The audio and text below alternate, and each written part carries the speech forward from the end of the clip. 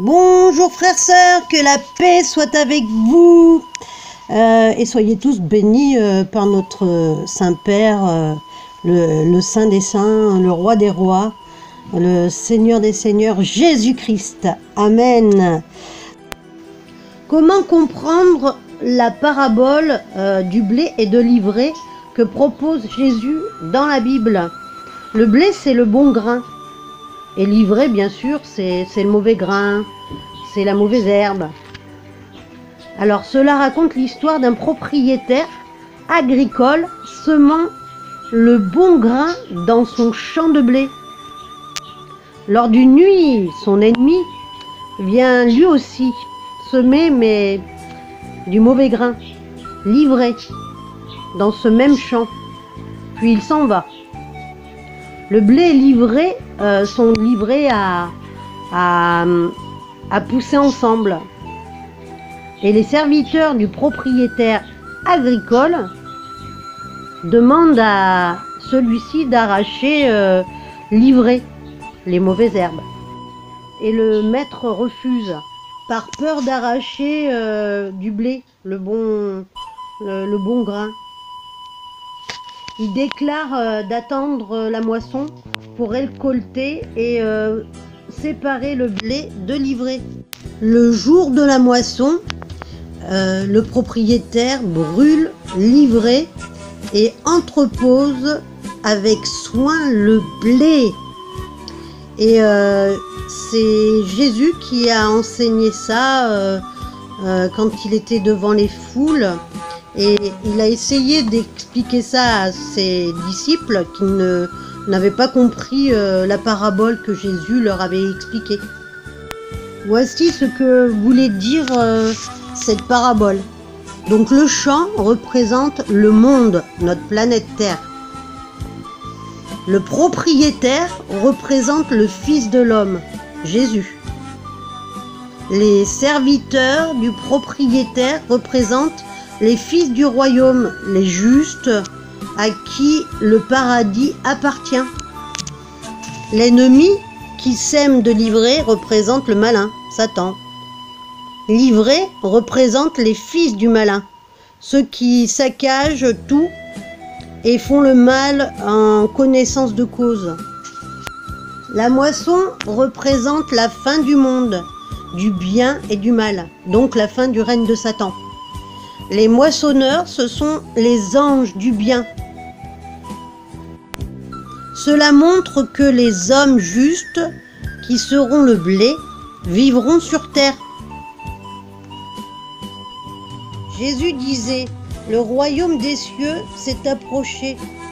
Il parle du paradis qui s'est peu à peu développé sur terre, se développant côte à côte d'un royaume destructeur décalé, celui du diable.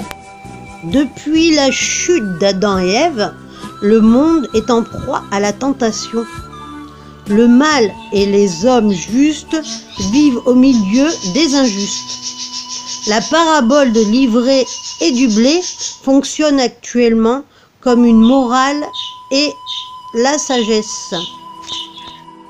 Si Jésus dit à ses serviteurs en refusant de désherber son champ avant l'heure, c'est que ce n'est pas aux serviteurs, donc les justes, de le faire, mais bien aux anges qui purifieront le monde.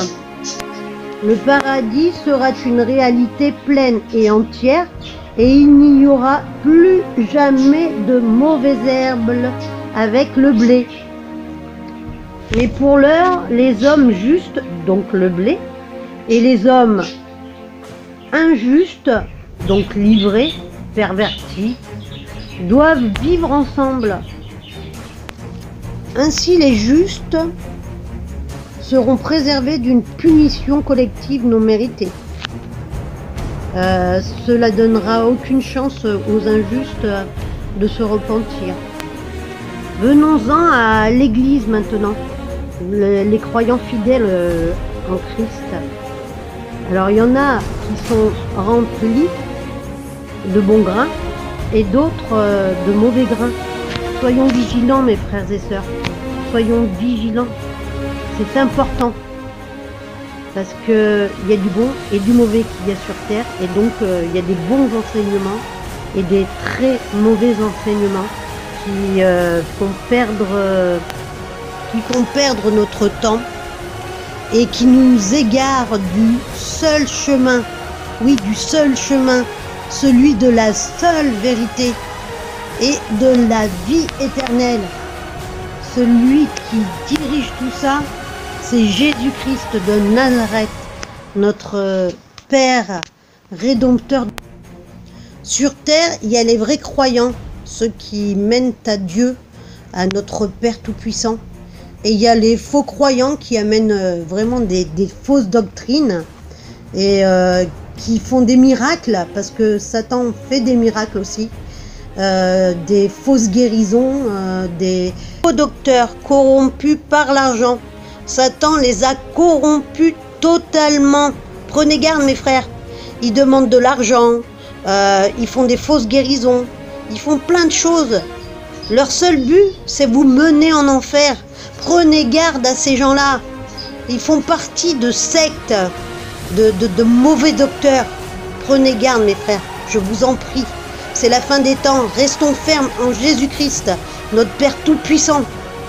Restons fermes, il revient bientôt. C'est très très proche. Je le sais, c'est très très proche. La vie a changé, tout a changé. Tout autour de nous a changé, mes frères. Réveillez-vous, je vous en prie. Efforçons-nous de renforcer l'Église. Allons dans ces églises et allons dire la vérité, dire la bonne nouvelle que Jésus revient bientôt. Il vient sauver son Église fidèle uniquement, car elle n'a pas à vivre cette pire époque jamais vécue sur terre. La grande tribulation, cette colère, la colère de Dieu, elle est réservée que à livrer, que aux gens mauvais. Je vous en prie mes frères, prenez conscience aujourd'hui que Jésus est dans les nuées, il est avec ses anges, trompette à la bouche, et il attend que l'Église se réveille au complet, car il n'oubliera personne. Je vous dis, il n'oubliera personne. Il nous aime infiniment. C'est pour ça qu'il attend. Dans la parabole, il attend. Il ne veut pas enlever ni le blé, ni l'ivraie à part. C'est tout en même temps pousse, tout dans le même champ. Et après, à la fin, les moissonneurs, les anges, vont venir purifier tout ça.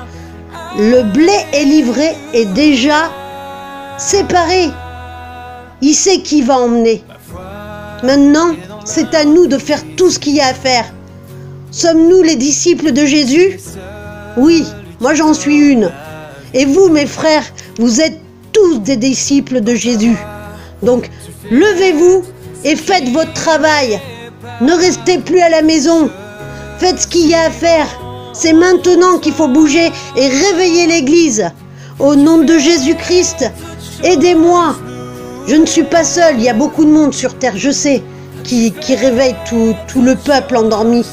Ils sont endormis dans les choses de ce monde, les technologies qui nous endorment, qui endorment notre glande pinéale, avec des ondes, mano-ondes très très sensorielles qu'on ne peut même pas sentir, avec des messages subliminaux. Je vous dis, réveillez-vous. Toutes les technologies, que ce soit la télévision, les jeux vidéo, que ce soit Internet, que ce soit plein de choses comme ça, c'est pas bon. Vivons plus dans le monde, vivons en Christ. Et nous sommes, nous l'Église, des enfants célestes. Nous sommes du ciel, nous ne sommes pas de la terre. Donc faisons ce qu'il y a à faire, réveillons le peuple. En ce jour, réveillons le peuple de tous les moyens possibles. Merci frères et sœurs, car Jésus vous aime. Il vous aime infiniment, d'un amour que vous ne pouvez pas imaginer. Je vous en prie, réveillez le peuple endormi. C'est la mission à tout le monde. On doit réveiller tout le monde. Et Jésus revient. Satan s'acharne sur terre. Il est en train de tuer tous nos frères. Il est en train de les tuer à travers la terre avec des intempéries. Le monde va mal, je vous promets. On vous ment sur les médias. On vous ment.